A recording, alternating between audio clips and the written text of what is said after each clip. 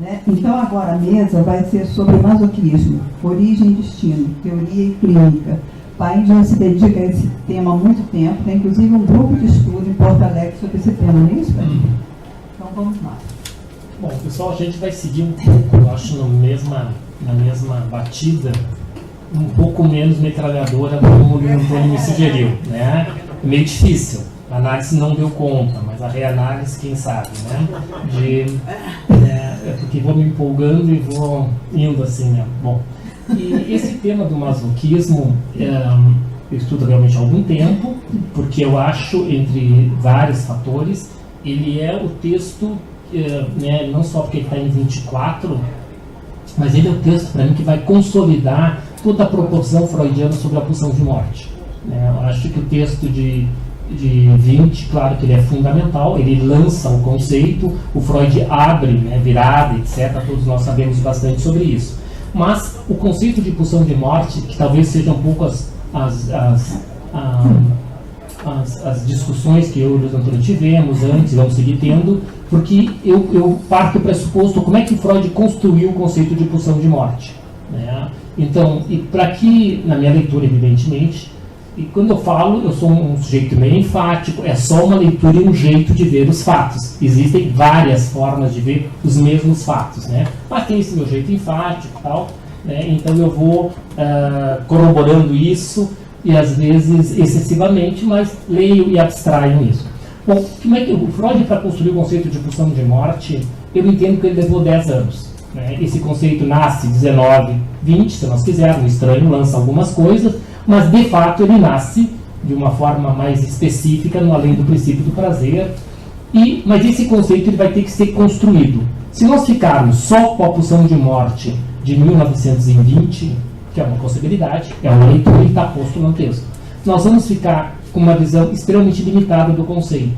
E por quê? Porque Freud está começando a construir, eu acho muito legal, né? Falando em conceito e em pulsão,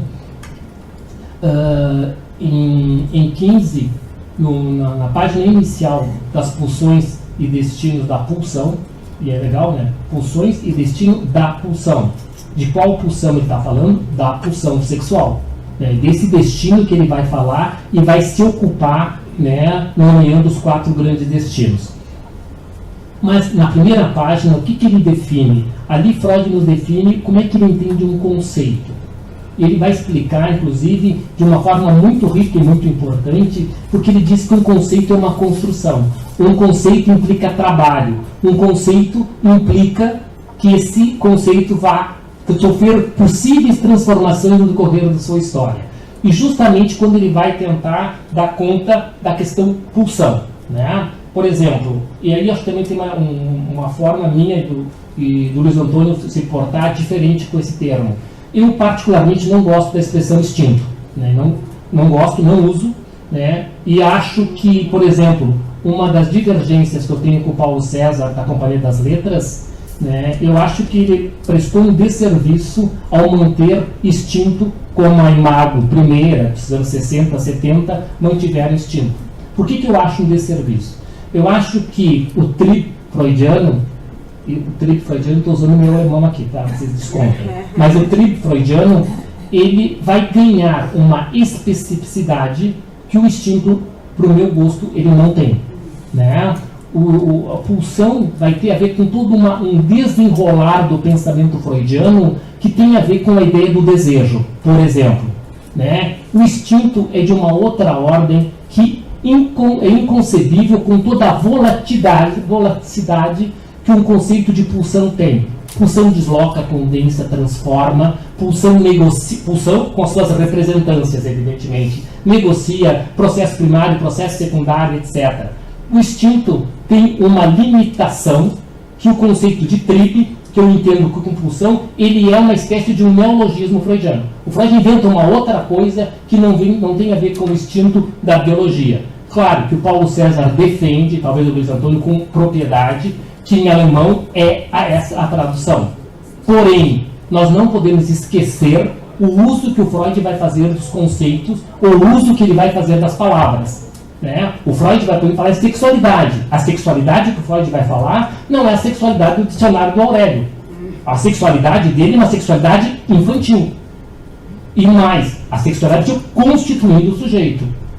Essa é a grande sacada freudiana em relação aos sexólogos da sua época. Falar em sexualidade infantil, eu sempre digo, não foi o Freud que inventou. O Havelock ele falava sobre ela, vários pensadores falavam. Mas o sujeito que vai dar ela lugar singular e de constituição é Freud. O Freud inventa o inconsciente em 1900 e em 1905 ele diz qual é o conteúdo do inconsciente, que é a sexualidade infantil. É isso que nos habita. Inclusive, quando se discute várias sexualidades, eu diria, isso é um erro metapsicológico em psicanálise. Existe uma sexualidade, a sexualidade infantil.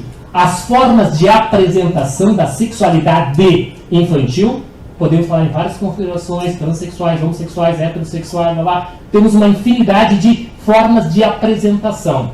Mas eu, analista, quando recebo um sujeito, seja ele que identidade de gênero sexual ele tem, eu tenho que escutar o quê? A história desse sujeito. E a história desse sujeito é a história da sexualidade infantil. Se ele vai recalcar, se ele vai forcluir, se ele vai condensar, não sei. Qual o romance familiar desse sujeito é o que nós, analistas, devemos nos ocupar. Independente de quem é esse sujeito desde o conteúdo manifesto. Eu tenho que olhar como é que a sua psicobissexualidade se constituiu. Então, por que então? Eu estou falando então, como é que isso transforma um conceito? Então, o TRIB enquanto linguagem, e não sou eu que vou discutir com o Paulo César, que eu sei zero de alemão, sei meia dúzia de palavras clássicas, porque quis me exibir como TRIB, sei que Verdran, e acabamos por aí. Mas, agora, a especificidade do conceito e o que transforma à medida que vira um conceito psicanalítico, já não é mais o instinto do alemão ou do inglês, ou de que linguagem nós quisermos. Então, voltando à questão da definição do conceito, em 15, leiam, porque é uma forma muito criativa do Freud de dizer o trabalho que tem que se fazer para que um conceito adquira um status de um conceito mais formatado, com uma certa finalização, que evidentemente pode ser revisto. Bom, e para falar do conceito e do conceito de pulsão de morte, que eu disse assim, se nós ficarmos só com 20, nós vamos ficar com uma linguagem onde o Freud não discrimina morte biológica de morte psíquica. E no decorrer da obra, desses 10 anos, o Freud vai nos legar a importância da morte psíquica. É dessa morte que nós temos que trabalhar. A morte biológica, ok, ela acontece, e quando ela acontecer encerrou os tempos, mas nós trabalhamos com o quê? Ou com a morte do desejo, ou o não acontecer do desejo. Esse é o nosso trabalho. Como é que isso se instaura? Tá? E isso é produto... como é que a pulsão de morte, no seu jogo com Eros ou pulsão de vida, como é que elas vão negociar no aparato psíquico?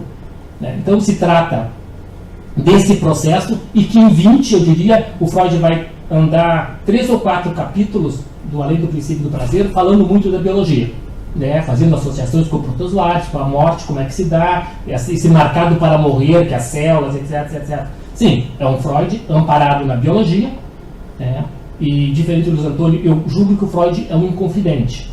Eu o trato inconfidente no sentido de transgredir o que está estabelecido. Sim, ser desleal. O Freud faz isso com ele mesmo. Tanto que eu acho que a virada de 20 eu chamo a inconfidência de 20. Porque ele rompe com uma série de paradigmas que ele tinha posto, inclusive um principal, que o psiquismo é movido pelo princípio do prazer. Ele diz, não, existe um além, e esse além é anterior e muito mais forte que o princípio do prazer.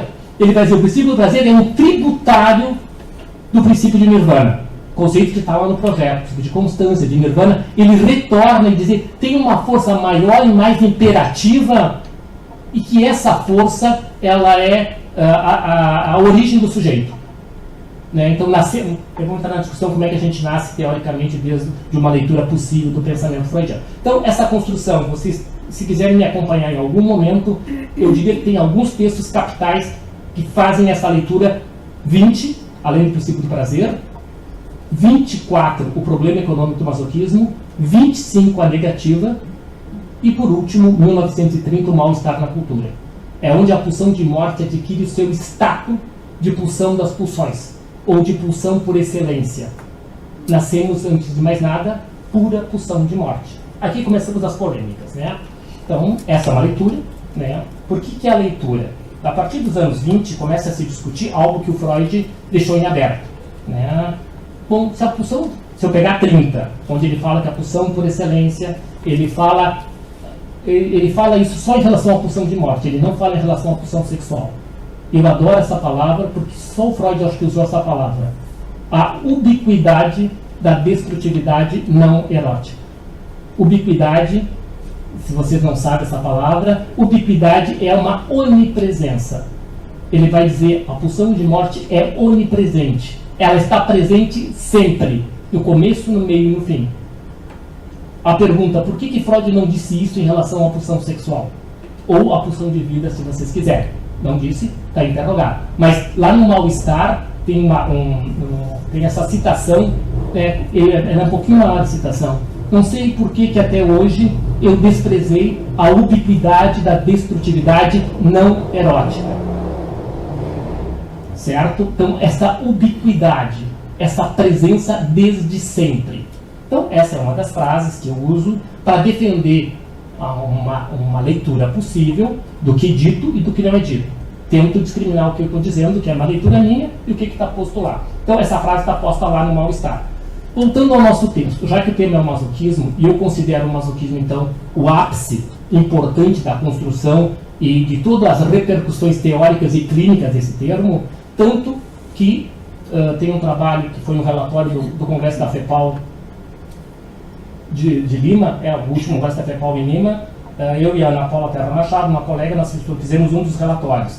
E o nome desse relatório se chama Masoquismo, Destinos da Pulsão, Origem do Sujeito. E nós propomos o masoquismo como um quinto destino pulsional.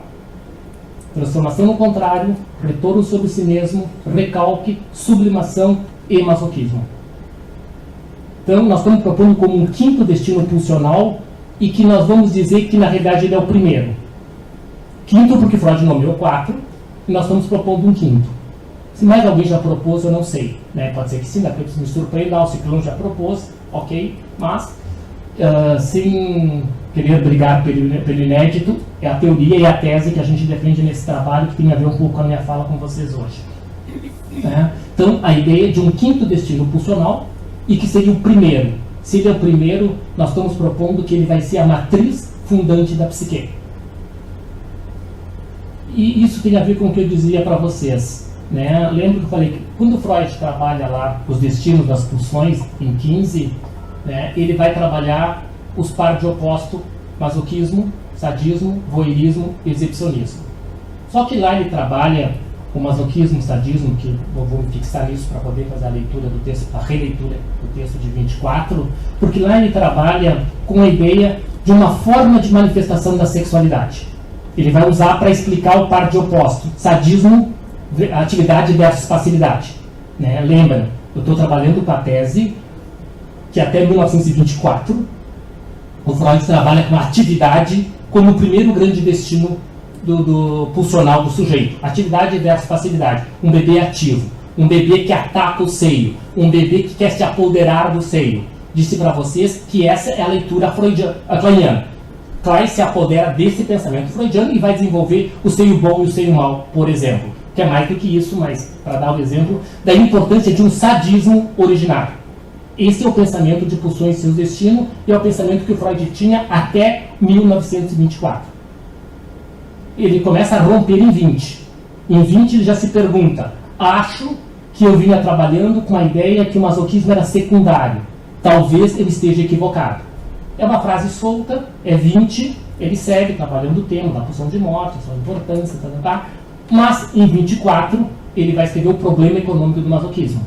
É um problema econômico porque é para justificar como é que essa história da dor, dando prazer, não dando prazer, já que no pensamento freudiano todo aumento de tensão, lembre, era desprazeroso, o que baixa a tensão é prazeroso, a questão do alívio, etc. Ele vai dizer que o masoquismo é um problema econômico. E com a temática do masoquismo, ele vai começar a trabalhar a ideia de uma passividade originária. Passividade, que eu estou dizendo, enquanto constitutiva do aparato psíquico. O bebê deixar-se penetrar pelo outro.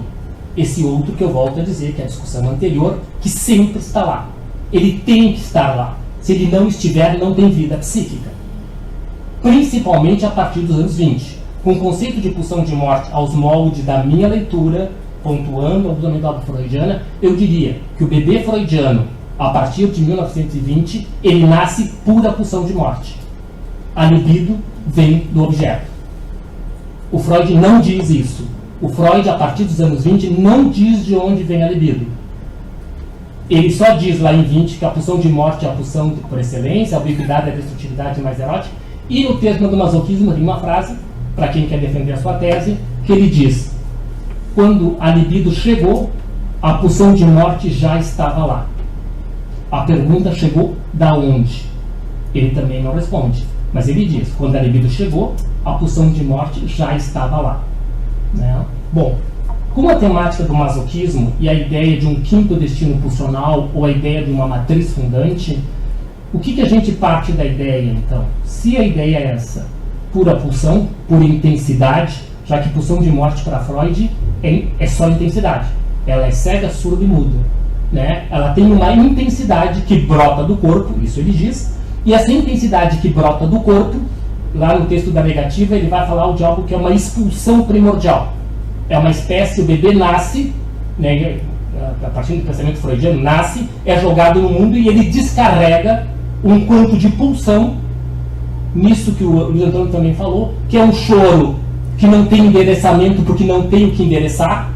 Então, é o primeiro momento mítico de algo descarregado anarquicamente e joga para o mundo, sem pretensão de comunicar nada. É um jogar de energia que seria o tempo zero, se nós quisermos.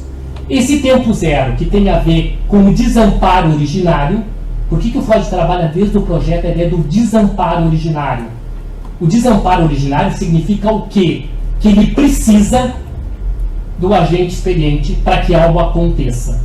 Se o agente experiente, que é o portador de uma demanda libidinal, não entrar em cena, não tem vida psíquica. Se o bebê nascer e for jogado na lata do lixo e ninguém encontrar esse bebê, não tem vida psíquica e nem biológica.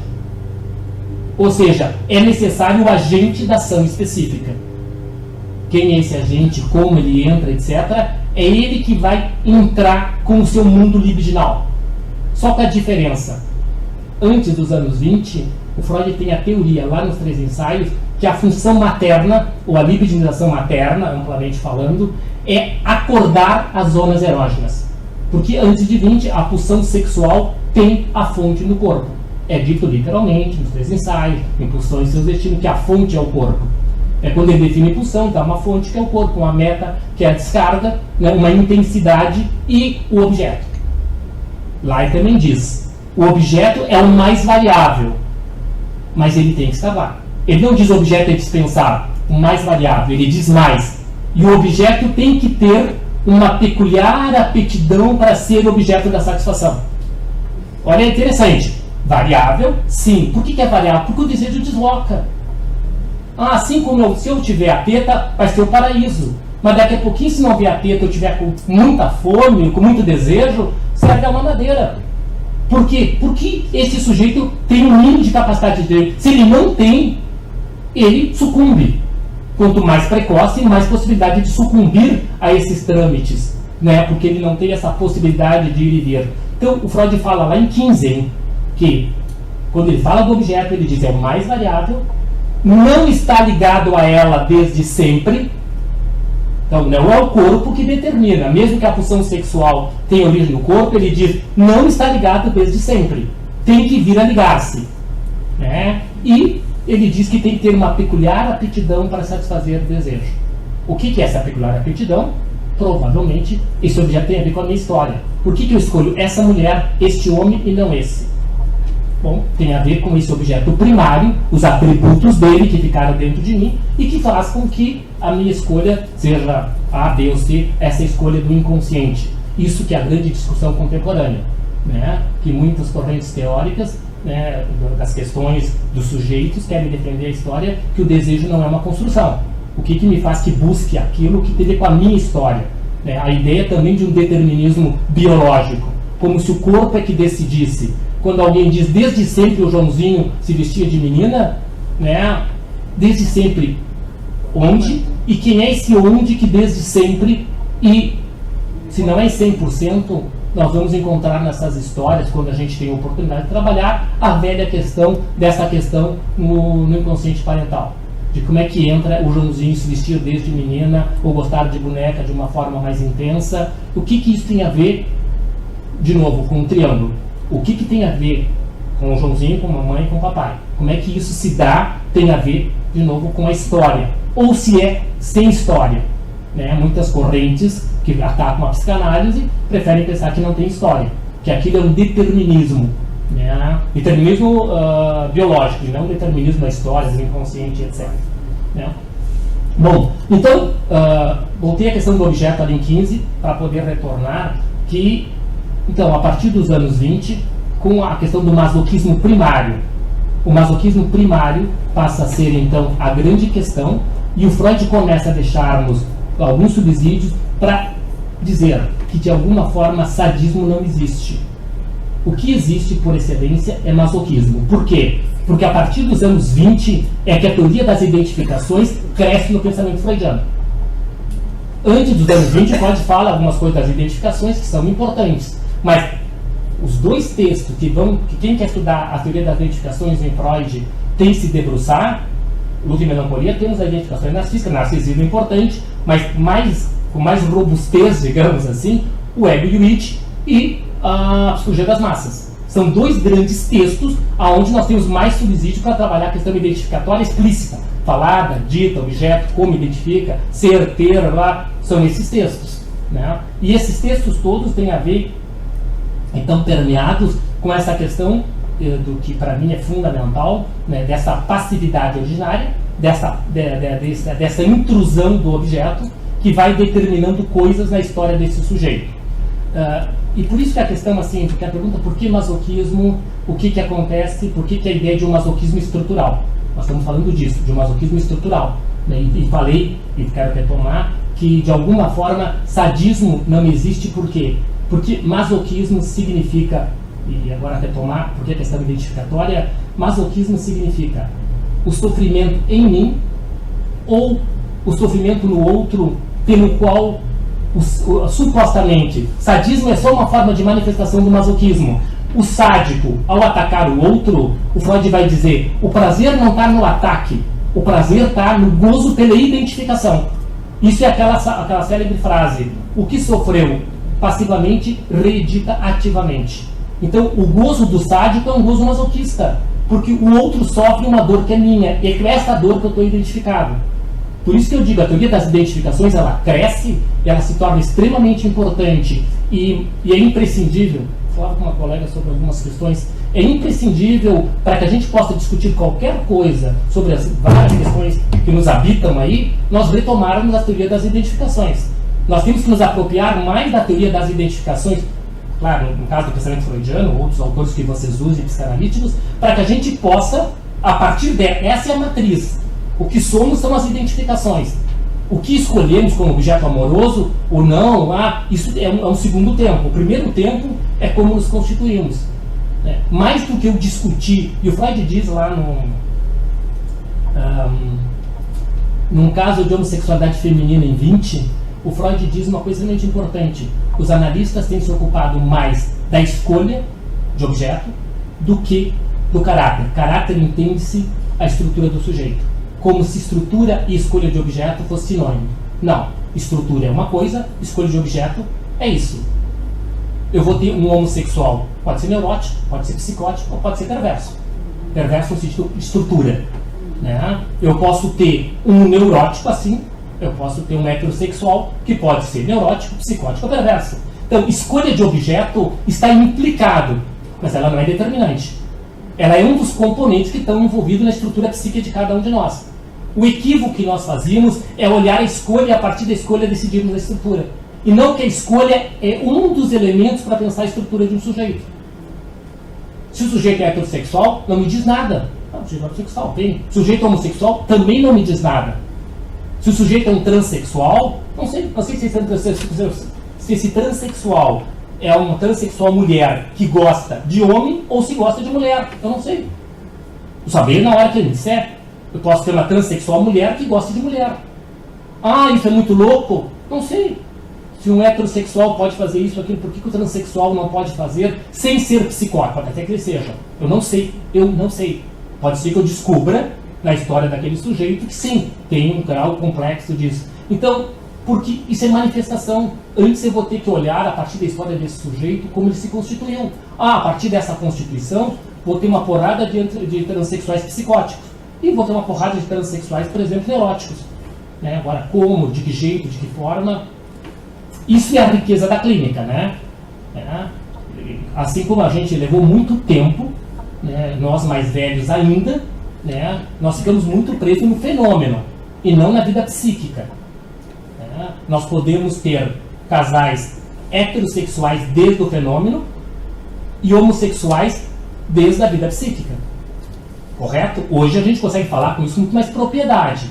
Alguns anos atrás, não nos ocorria que aquele casal funciona como se fosse desde o fenômeno um homem e uma mulher, então é heterossexual, desde a vida psíquica, podíamos chamar de libido homossexual ou libido narcísica, que é uma das contribuições que o Freud traz lá no texto do narcisismo, que ele fala libido homossexual, entenda-se libido narcísica, sem diferenças.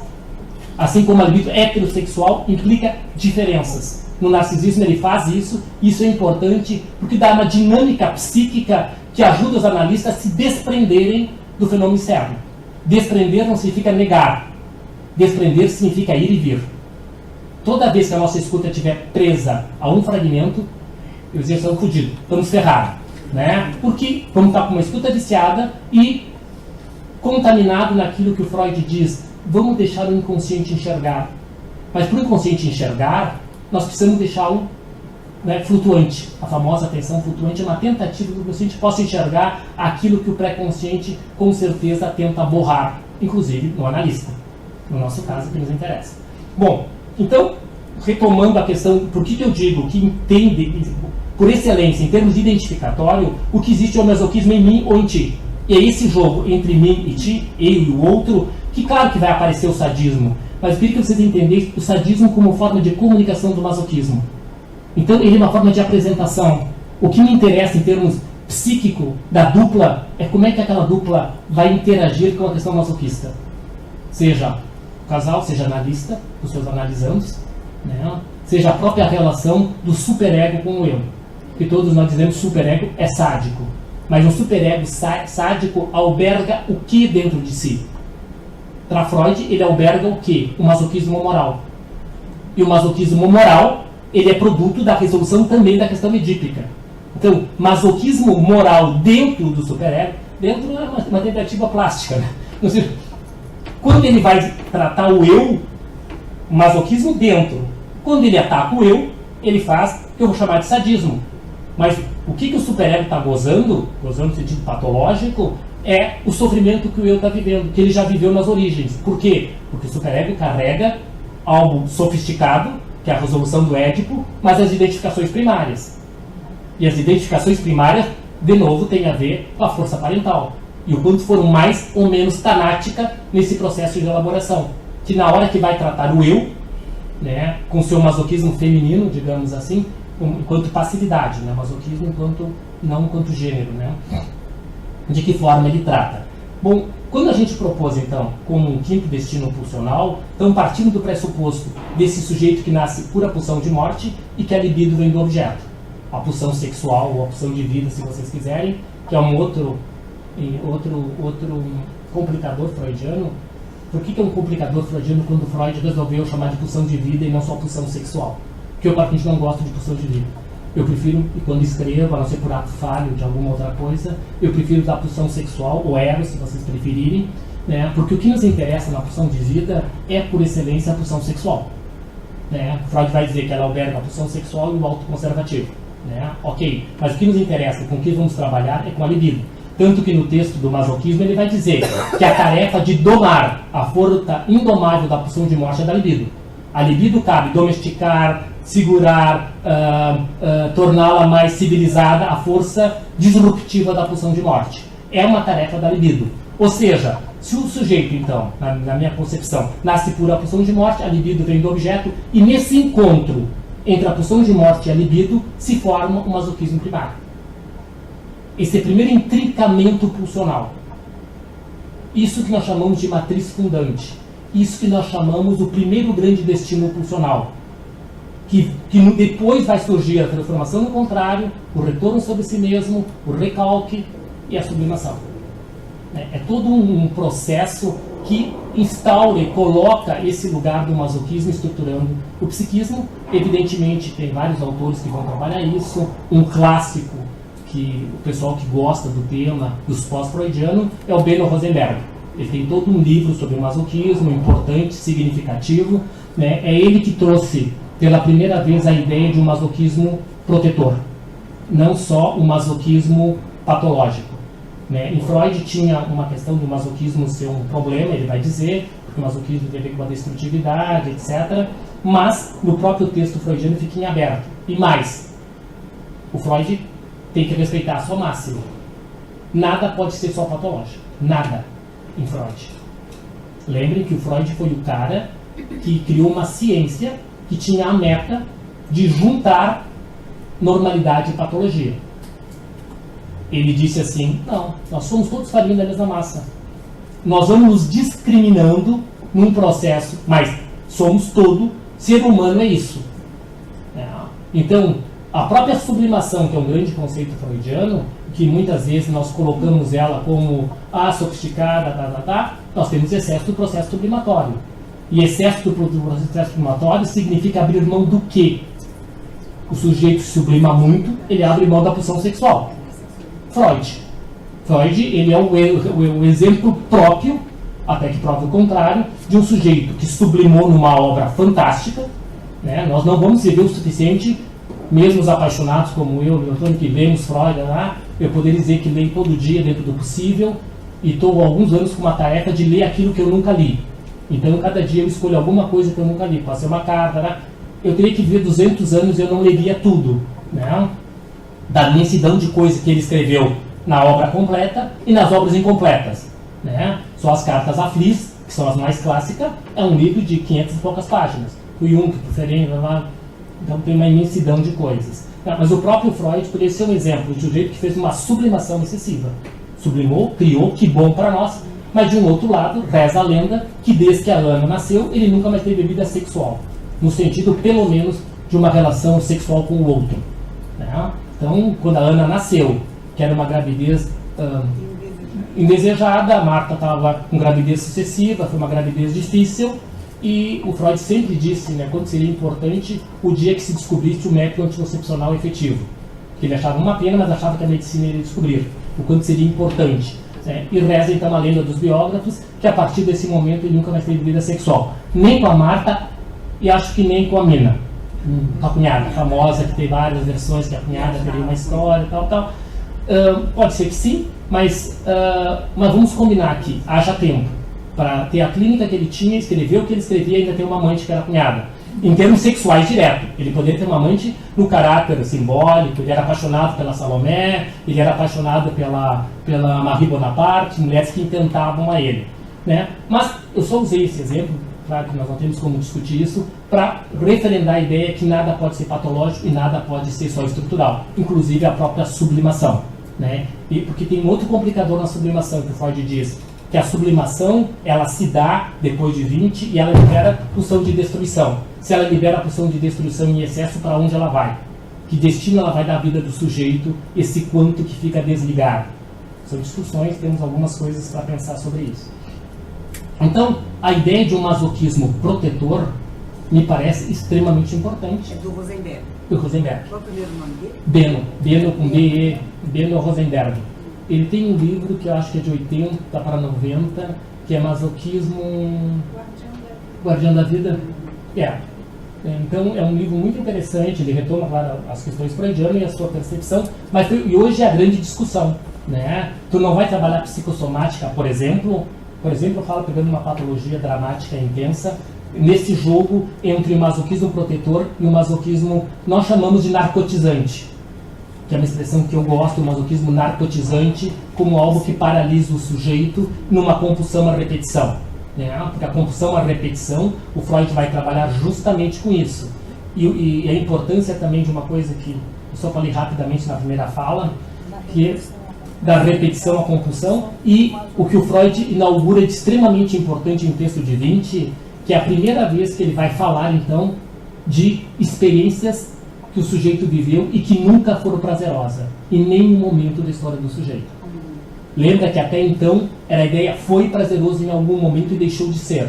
Ou foi prazeroso, agora não é. O sujeito que quer chupar o bico, aquilo é legal, seguir chupando o bico aos 10 anos, isso é patológico, etc. Mas foi prazeroso lá. Lá estava certo, agora aqui, isso aqui. Depois dos anos 20, além disso, ele diz que tem vivências que nunca foram prazerosas em nenhum momento da história do sujeito.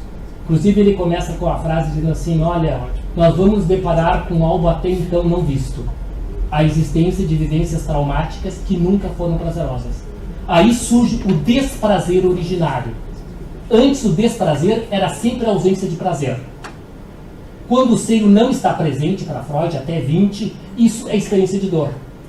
É diferente de eu conceber uma dor que não seja a falta, e seja a dor pela dor. Que sejam vivências traumáticas vividas nesse encontro da pulsão com o objeto. Seja o investimento tanático dos objetos. Isso de um trauma, precoce ou não, dependendo das patologias, etc. E o Freud só concebe isso a partir de 1920. Então, a partir de 20, além do trauma, evidentemente, de excesso de investimento libidinal, que segue vigente, lembra, Freud amplia o seu pensar, vai agregando coisas. Então, ele agrega algo importante sobre a questão do traumático. O traumático que pareceria que o Freud, quando disse não acredito na minha histérica, que a teoria do trauma lá em 97 teria sumido de cena, ela nunca sumiu de cena. A diferença é que nesse período dos anos 20, ela ficou muito ligada ao traumático da força da pulsão. Porque o Freud diz, a pulsão agride o aparato psíquico. Sim, a pulsão é uma intensidade, né, que tem que ser mediada. Mediada por quem, de novo? Pelo objeto. Até que o sujeito possa vir ele ter condições de fazer isso. O bebê não nasce com essa condição. Né? O bebê precisa de telas protetoras. Quem vai dar essa tela protetora é o objeto. Aquilo que o Freud fala no projeto, as barreiras de contato. O que é as barreiras de contato? É tudo aquilo que diz não à demanda pulsional. Tanto que o Freud em 14 diz, todos os destinos têm que conter e oferecer uma forma de satisfação possível. Não dá só para conter. Esse psiquismo precisa descarregar de alguma forma. Quais são as formas? Ele vai dizer a transformação no contrário, o retorno sobre si mesmo, e diz uma outra coisa importante em termos da clínica contemporânea. Ele diz lá e retoma depois. Quando ele fala dos destinos pulsionais pré-recalque. Ele fala isso nas pulsões de seus destinos. E são esses dois. Então, destinos pulsionais pré-recalque é o que sustenta em Freud a ideia do inconsciente não recalcado. Ele fala pela primeira vez explicitamente no não recalcado nas páginas iniciais do inconsciente.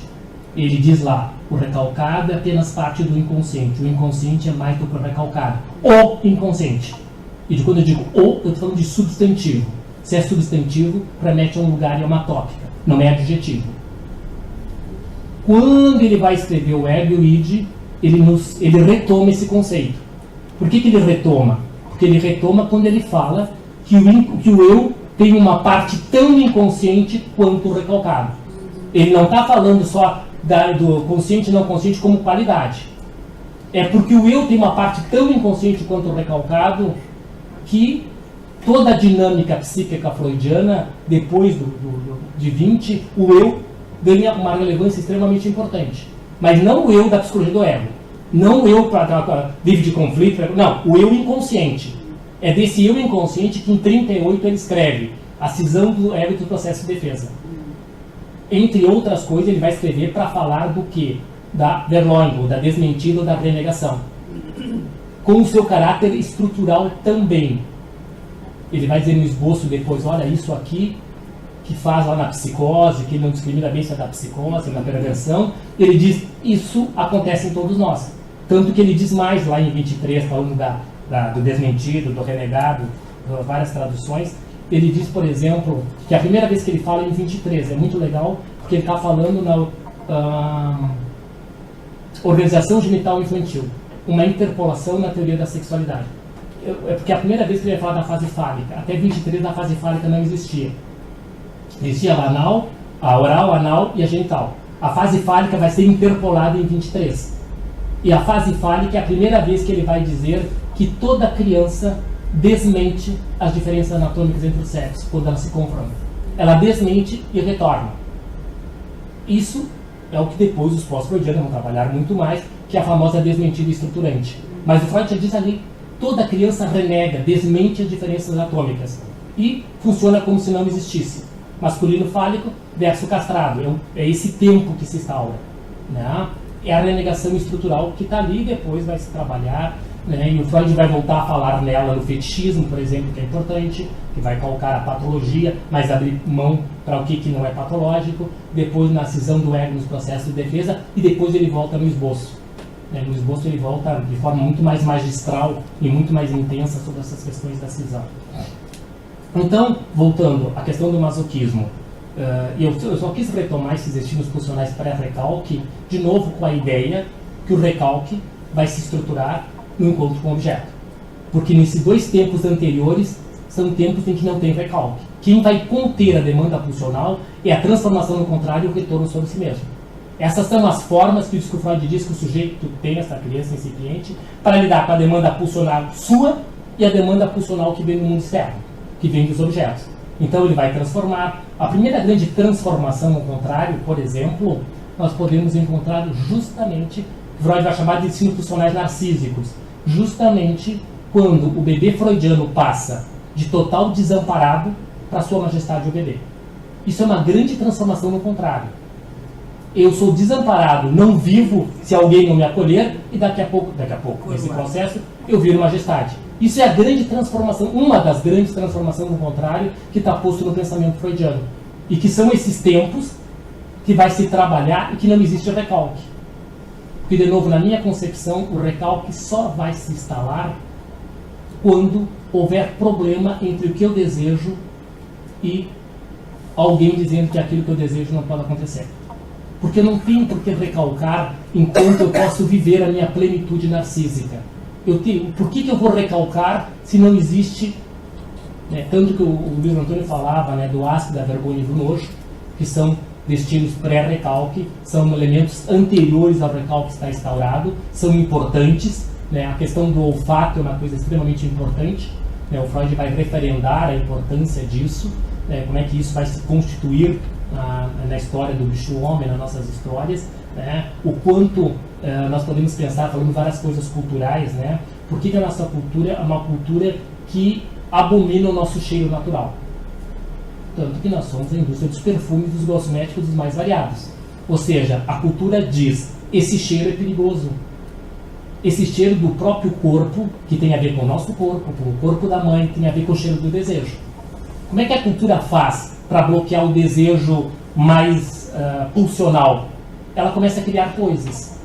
E a primeira grande coisa que ela criou, foram os perfumes. Tanto que eu adoro aquele filme velho e antigo, que é Perfume, a história do assassino. É o perfume, também tem perfume de mulher, que é outra coisa. Perfume de mulher é mais sofisticado, é muito mais neurótico. O perfume tem a ver com isso, justamente com a busca do cheiro. É um filme belíssimo, ele é 1000% psicanalítico. O cara deve ter lido Freud em algum momento, o autor, para falar de todo esse vínculo com o cheiro do corpo da mãe. Esse sujeito que nasce, é jogado no meio dos peixes, a mãe quase que evacua ele lá na peixaria, naquela grande feira, e ele só não morre porque alguém vê que aquele cara foi jogado lá, e depois começa toda uma história. Uma das teses possíveis que a gente fala, o que ele ficou preso? Que cheiro era esse? Que cheiro universal que ele estava pegando? Existe cheiro mais universal que o cheiro do corpo da mãe? Em termos de olfato, o Freud diz, a gente nasce no meio de fezes e urina. Claro, quando nascia-se de forma mais natural e menos séptica, menos higienista, mesmo, tá? Então, a questão do cheiro é tão importante que isso é toda uma indústria e nós temos que tomar banho, nós temos nada contra, mas dizem, o que isso está posto? Está posto algo que tem a ver. Esse cheiro, ele é perigoso. Liberar o desejo, que é um desejo sempre incestuoso, ele só não é porque tem um recalque. A cultura diz não ao desejo. A cultura sempre diz não ao desejo. certo? O Freud vai dizer que o primeiro grande mal-estar na cultura antes de 30, que tem a ver com desejo e com a destrutividade, o meu mal-estar é o quê? Que está posto lá em 1908, Moral Sexual Civilizada e Doença Nervosa Moderna. É o texto do mal-estar antes de 30, que é o mal-estar do quê? De um desejo que o sujeito não pode viver como seu. Um desejo que a cultura diz não, tu não pode desejar. E nós estamos em 1908, que a proibição às mulheres poderem desejar, viver sua sexualidade, era muito mais intenso, muito mais proeminente, né, onde o poder da igreja em seus mandatos de proibição do quê? Do desejo. Transar para procriar, não pelo desejo. Né? Então, esse era o grande sofrimento humano, que o Freud foi o primeiro a dizer, a questão é essa, o sujeito tem que abrir mão do desejo. Claro que nos primórdios, ele achava que a solução para as histéricas era transar, lembram? A Irma era isso. O sonho de Irma é belíssimo. No sonho de Irma ele diz assim, tá bem, ela não melhorou porque ela não aceitou a minha sugestão. E qual é a sugestão do Freud que está implícita? É que a Irma era uma viúva que estava em abstinência sexual. E Freud tinha uma ideia, naquele momento, nós estamos lá em 1892, 95, né? O que tinha a ideia? Que transar resolvia. Isso é o que os sexólogos pensam. Se alguém está com problema sexual para transar, sei lá, procura um sexólogo, ele vai dizer como transar. Né? Nós, analistas, não vamos ocupar dessa questão, nós vamos ocupar o que tem na história infantil desse sujeito que não pode ter prazer sexual, não pode ter encontro amoroso, blá, blá, blá. O que acontece? O sexual vai propor um jeito, e ok, eu acho que está bem, tem pessoas que precisam disso, mas se tu quer poder dar conta disso, é de uma outra história que não a história do ato em si da famosa sexualidade adulta. Então, esses são os parâmetros do que era o mal-estar ali, até os anos 20, e depois o mal-estar tem a ver com isso, mas tem o mal-estar a ver com a destrutividade humana, que é justamente isso, quando Freud vai pôr mais do que nunca a ideia do mal radical. Somos seres destrutivos antes de mais nada. Vir a ser construtivo é trabalho. Trabalho de quem? Trabalho do psiquismo. Quanto menos trabalho psíquico, mais destrutividade. Em mim ou no outro. É a questão do masoquismo. Né? Nós somos autodestrutivos. Se a gente vai poder, o Freud vai dizer que a cada fase de desenvolvimento da libido, mais vai se agregando libido, trabalhando nessa questão. Então ele diz que o masoquismo está presente em todas as fases da libido. Com a diferença que ele vai se tornando mais erógeno. Se ele se torna mais erógeno, ele tem mais recurso de negociação. Que é justamente, então, a partir dos anos 20, né, e o Green também diz isso, né, começa-se um jogo interessante entre masoquismo e narcisismo. Nesse jogo, por que entre masoquismo e narcisismo? Em algum momento se pergunta assim, quem é contra quem protege quem? Né? E talvez a resposta, uma das respostas possíveis, que é um jogo comitante independente. Né? Porque existe o masoquismo, que o narcisismo não colaba, não fusiona plenamente, porque tem uma força que se antepõe, e é porque existe o narcisismo que o masoquismo se torna erógeno. Ao se tornar erógeno, ele tem capacidade de negociação, ele tem capacidade de transformação. Então, masoquismo e narcisismo vão andar num jogo de gangorra, daí, de aumentos ou diminuição, de acordo com o processo. Podemos pensar o processo analítico, podemos pensar o processo da vida cotidiana. Mas, assim, a importância que eu acho que é fundamental para esse tema, além do aspecto patológico, é nós revetarmos o aspecto estrutural, o aspecto necessário e o que o masoquismo é protetor. Se nós concordarmos que a experiência de dor, ela faz pensar, e a experiência de dor, o que é que não uma questão masoquista? Ser analista requer uma capacidade de lidar com o seu masoquismo, no mínimo mediana. Porque ninguém nos procura porque está bem. Certo? Bem no sentido genuíno. Né? Se estivesse bem, né, todo mundo nos procura no momento em que ocorre um desequilíbrio na homeostase narcísica. Nós nos organizamos psiquicamente e tentamos manter um equilíbrio narcísico. Certo? Quando esse equilíbrio, de alguma forma, entra em choque, que é a velha pergunta, por que esse sujeito me procurou agora? Estou com o teu nome há 10 anos, ou estou com o teu nome há uma semana. O que acontece naquele momento? O que desorganizou? Pode nos interessar, o que desorganizou pode ser ter caído no chão do banheiro. Pode ter, o que é essa espécie de resto diurno? Ele é importante por quê? Porque significa que algo na vida psíquica desse sujeito saiu dos trilhos.